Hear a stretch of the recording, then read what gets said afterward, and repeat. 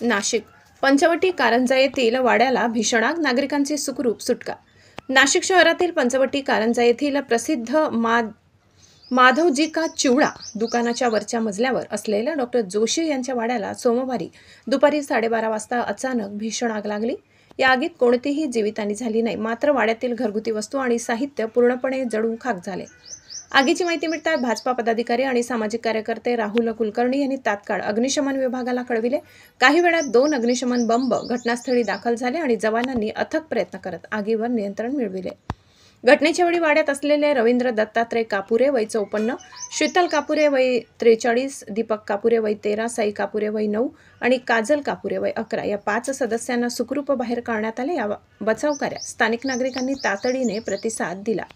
या बचाव मोहिमेत माजी नगरसेवक उल्हास धनवटे, सामाजिक कार्यकर्ते राहुल कुलकर्णी, किशोर ढगे, दिलीप सातपुते, बंटी वाघ, प्रवीण भाटे, उमेश कोठुडे आणि संजय शिंदे यांनी धाडसाने पुढाकार घेत मदत कार्य केले। प्राथमिक अंदाजानुसार ही आग शॉर्ट सर्किटमुळे लागली असावी असे समजते। या घटनेत वाड्याचे मोठ्या प्रमाणात आर्थिक नुकसान झाले असून नागरिक सुखरूप बचावल्याने परिसरात सुटकेचा निश्वास सोडला जात आहे। अग्निशमन विभागाने आग पूर्णपणे विझविल्यानंतर परिस्थिती नियंत्रणात आली। महाराष्ट्र क्रांती न्यूजसाठी मुख्य संपादक प्रकाश बागुल, नाशिक। अशाच नवनवीन बातम्या पाहण्यासाठी आमच्या महाराष्ट्र क्रांती न्यूज या YouTube चॅनलला लाईक करा, सबस्क्राइब करा आणि बेल आयकॉनला प्रेस करा।